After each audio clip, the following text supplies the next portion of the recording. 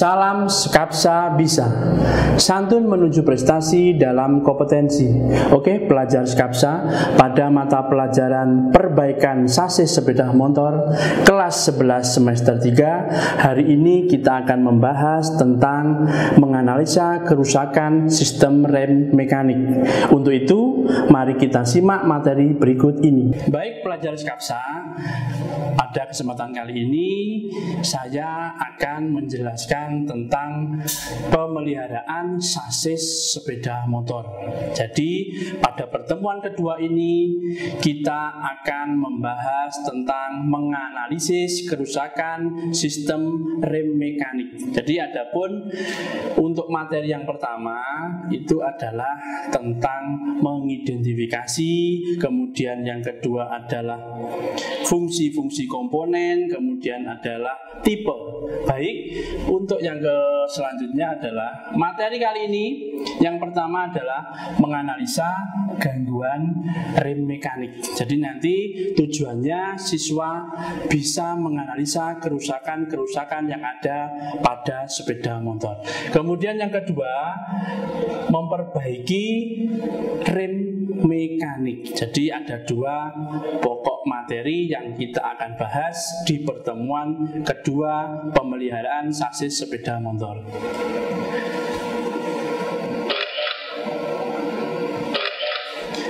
Baik, pelajar Skapsa, yang pertama, peserta didik dapat menganalisa gangguan rem mekanik. Jadi nanti tujuannya kalian pelajar Skapsa, khususnya jurusan TBSM kelas 11, itu nanti bisa menganalisa gangguan. Jadi gangguan rem itu jadi banyak sekali. Jadi nanti kalian harus bisa, satu, menganalisa, yang kedua adalah peserta didik memperbaiki rem mekanik. Jadi selain menganalisa, kalian juga harus bisa memperbaiki sistem rem mekanik. Baik, di sini yang pertama cara kerja, saya ulang dari materi yang pertama di pertemuan pertama dulu. Untuk cara kerja di sini ada gambar rem tromol. Jadi untuk komponennya yang pertama adalah ada brake arm, yang kedua adalah brake drum, itu adalah tromol. Kemudian yang ketiga adalah anchor pin atau ini adalah pusat. Ya. Jadi untuk cara kerjanya, sebelum rem bekerja itu tuas rem belum menarik daripada brake arm, sehingga kondisi sepatu rem atau brake shoe itu belum menyentuh daripada brake drum atau tromol. Kondisinya seperti ini, masih normal ya. Jadi antara brake cam itu belum, posisinya belum menggerakkan daripada kampas rem. Selanjutnya, pada saat rem bekerja itu kondisinya, jadi pada saat tuas pedal rem ditarik, otomatis brake arm itu akan posisinya akan berubah, sehingga posisi dari brake cam itu akan menekan daripada sepatu rem atau brake shoe, sehingga untuk kondisi brake shoe dan kondisi brake drum atau tromol itu akan bersinggungan. Jadi itu cara kerja daripada rem tromol. Baik, selanjutnya,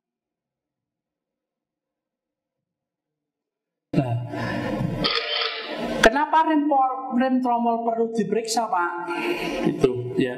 Mungkin untuk rem itu sistem yang ada di sepeda motor sangat vital, jadi sangat penting pada kendaraan sepeda motor. Kenapa perlu di-setel? Yang pertama adalah supaya rem tidak blong atau mencegah terjadinya rem blong. Karena bahaya sekali kalau sampai rem blong, otomatis akan membahayakan, satu, bagi pengendara, yang kedua bagi orang lain. Yang kedua, timbul suara bergejit ya. Jadi timbul suara berdecit.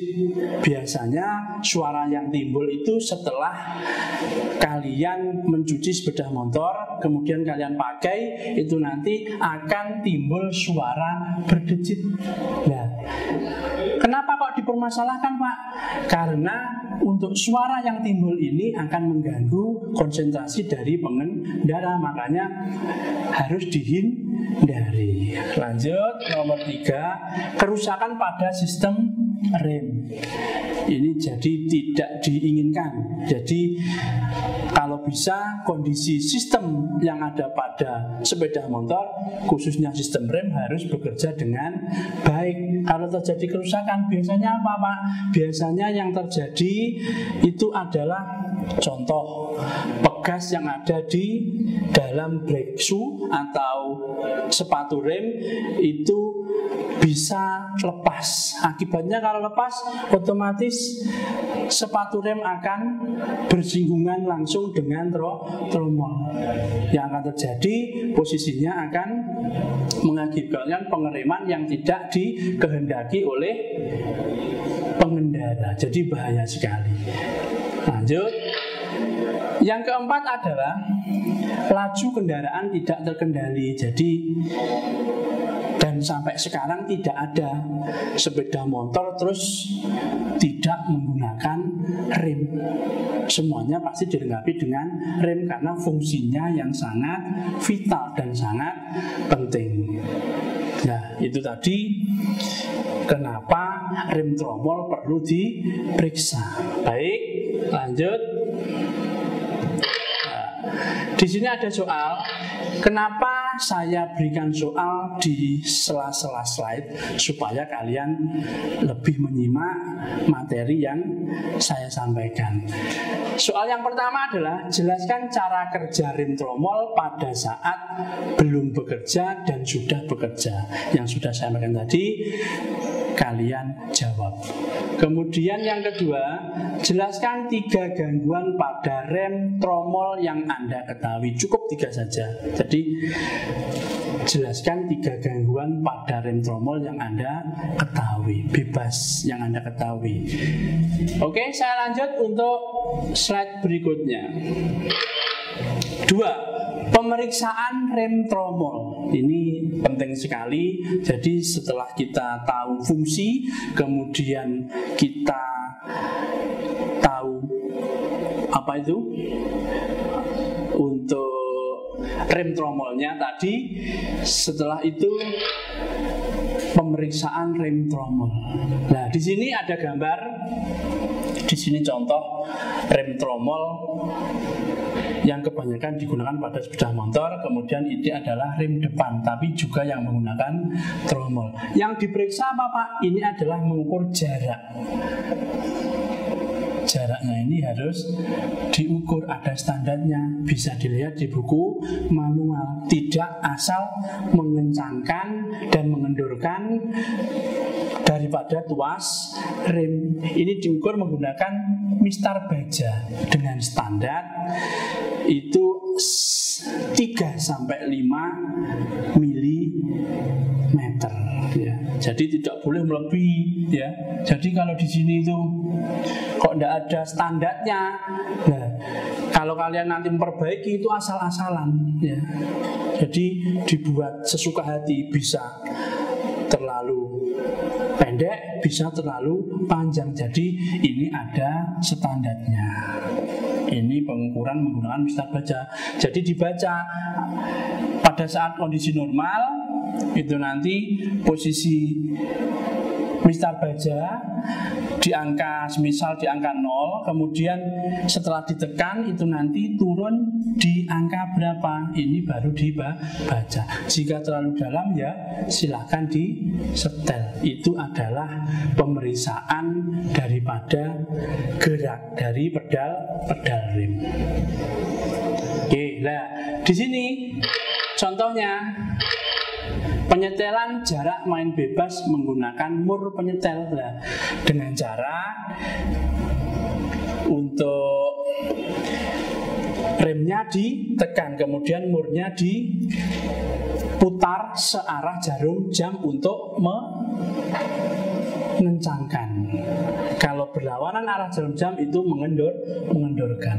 Nah, perlu diperhatikan di sini untuk kondisi dari Moore itu posisinya harus melengkungnya harus sesuai dengan timbelnya.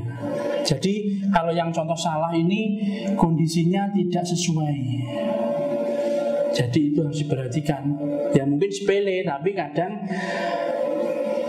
pelajar Skapsa atau khususnya siswa TBSM kurang memahami daripada fungsi tersebut.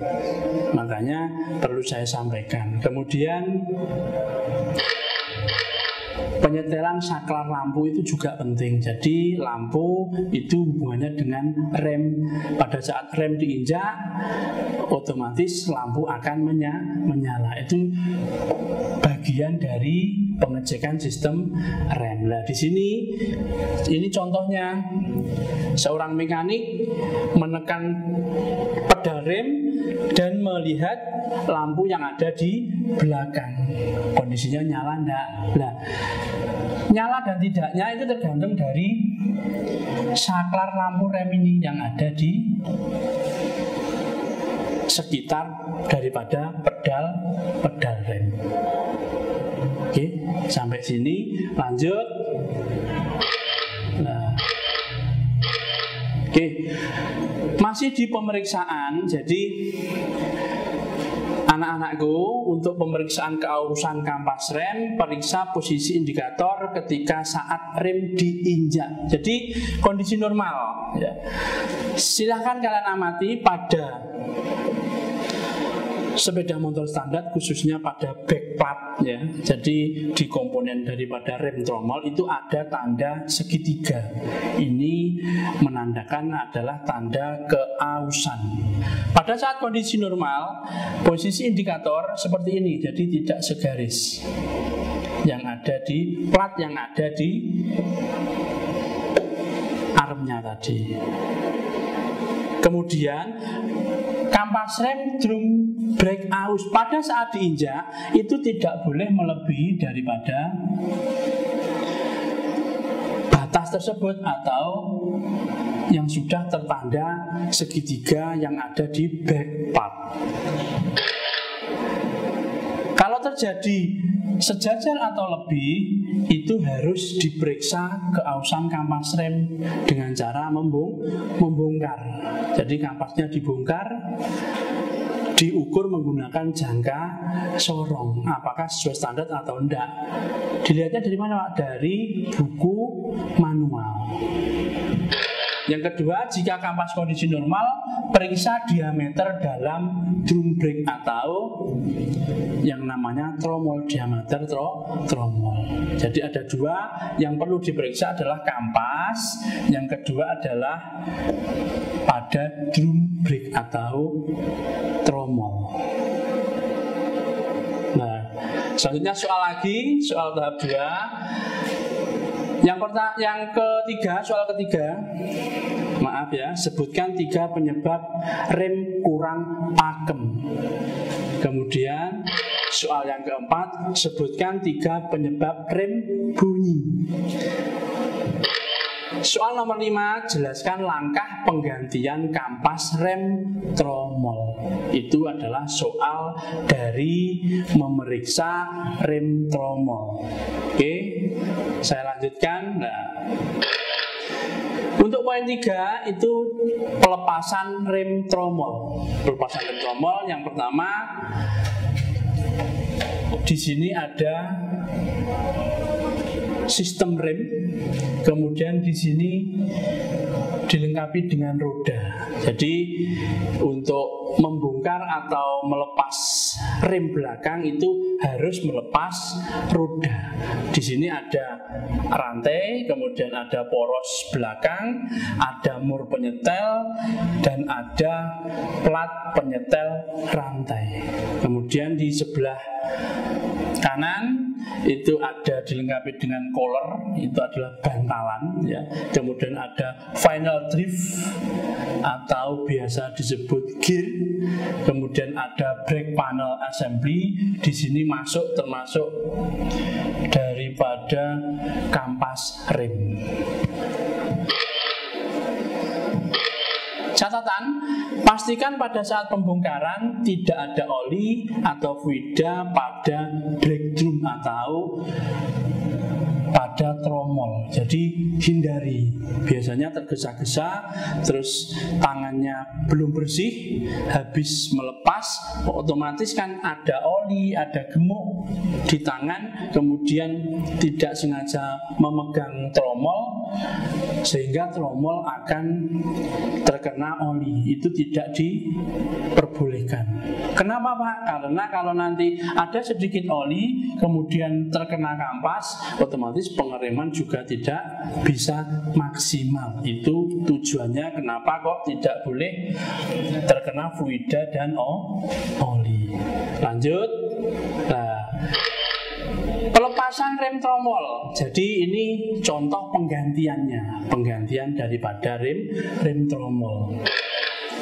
Melepas roda itu langkahnya apa saja Pak? Ini yang pertama adalah di sini dilengkapi, kalau standar Mas Jani, kalau standar dilengkapi dengan yang pertama adalah ada as roda, kemudian ada mur, ada pengunci ya.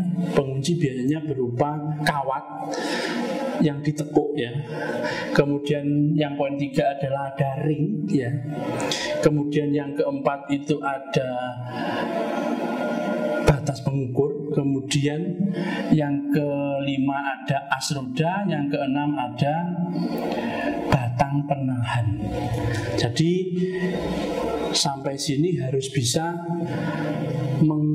istilahnya identifikasi, atau pada saat membongkar kalian harus menghafal satu persatu mur maupun letak dari ringnya, supaya nanti pada saat pemasangan tidak ada masalah atau problem. Kemudian pada tuas rem ya, untuk mur yang kalian setel tadi itu dilepas dulu. Kemudian di sini ada pegas, kemudian ada timbelnya, ini dilepas. Biasanya tidak menggunakan kunci banyak. Oke. Selanjutnya pemeriksaan kampas. Setelah mur kemudian ring as dilepas, kondisinya seperti ini. Jadi sudah terlepas antara tromol dan sepatu rem. Nah, di sini contoh pengukuran yang ada pada tromol tadi ya. Jadi saya jelaskan kenapa kok rem bermasalah. Jika tidak bermasalah pada kampas, bisa bermasalah pada tromol. Dengan cara bagaimana? Dengan cara mengukur menggunakan inside vernier caliper dengan memasukkan alat ukur di dalam drumnya atau diameter tromol. Kemudian kalian ukur berapa dan bandingkan dengan buku manual. Kemudian untuk rem ya, kalau penggantian rem atau penggantian kampas rem bisa menggunakan contoh di atas. Oke. Pelepasan brake panel atau kampas rem. Nah, contohnya ini dengan cara menarik ya. Jadi dengan cara menarik antara poros dan tuasnya itu nanti akan terlepas. Kemudian untuk melepas daripada tuas rem dari porosnya itu dengan melepas skrup dan murnya. Kondisinya akan terlepas seperti ini. Nah, biasanya ini yang menyebabkan rem itu tidak kondisinya atau bekerjanya tidak maksimal, itu biasanya pada poros ininya. Ini kotor ya. Bisa kena debu, bisa kena oli. Nah, ini dibersihkan. Ini dibersihkan menggunakan bisa bensin atau sabun cuci ya. Kemudian pemasangannya bisa diberi grease atau gemuk ya untuk pemasangannya. Kemudian untuk pegas-pegas ini sedikit diberi grease supaya kondisinya atau berkembangnya lebih baik untuk pegasnya tadi. Oke, ini contoh dari rem tromol. Nah, ini yang saya maksud. Jadi kondisi dari tuasnya ini kalau pada saat pembongkaran total harus dibersihkan. Soalnya cara kerja rem itu tergantung juga dari poros. Nah, ini untuk brake cam-nya ya. Jadi ada seperti gerigi ya. Biasanya itu saya lihat di bengkel atau di perbaikan itu pemasangannya antara tuas dan camnya ini itu tidak tepat sehingga akan merusak daripada gigi-gigi ini, ataupun pengencangannya kurang kencang pada mur yang ada di brake camnya tadi. Ini harus diperhatikan antara gigi-gigi yang ada pada brake camnya. Untuk pemasangan, jangan lupa plat indikator kausan itu dipasang ya. Jadi ini sangat penting. Kadang sampai tidak dipasang karena tidak tahu fungsinya. Nah, mulai dari sekarang dikarenakan fungsi dari plat indikator itu untuk mengukur keausan daripada kampas rem.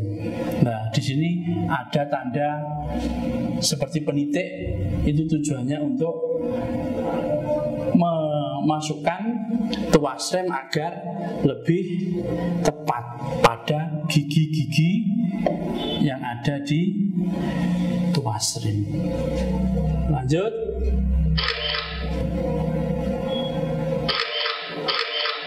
Nah, pemasangannya ini untuk sepatu rem atau kampasnya bisa ditekan, kemudian untuk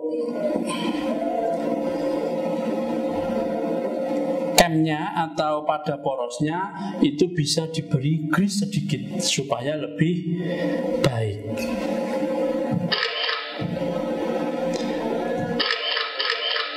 Pemasangan roda, jangan lupa setel yang pertama rantai, ini juga ada ukurannya 3-5 mm. Kemudian untuk pada armnya ini ada garis-garis, tujuannya untuk sebagai ukuran antara kanan dan kiri harus sama. Kemudian setel, kemudian kencangkan yang ada pada mur dan as yang ada di roda. Oke, materi sudah saya sampaikan. Untuk kesimpulannya, sistem rem pada kendaraan itu sangat penting dengan fungsi memperlambat atau menghentikan laju kendaraan. Jadi tidak hanya menghentikan saja, jadi memperlambat dulu baru menghentikan. Maka dari itu sistem rem pada sepeda motor harus dirawat secara berkala. Oke, anak-anakku,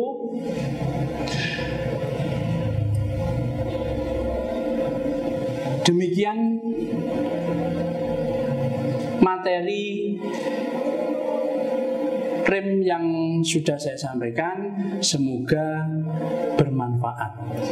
Baiklah pelajar Skapsa, demikian materi hari ini mengenai menganalisa kerusakan rem mekanik untuk pengumpulan tugas melalui Google Classroom. Jangan lupa like dan komen untuk mendukung program ini. Klik subscribe dan tekan tombol lonceng supaya tidak ketinggalan informasi, dan share jika menurut kalian video ini bermanfaat untuk orang lain.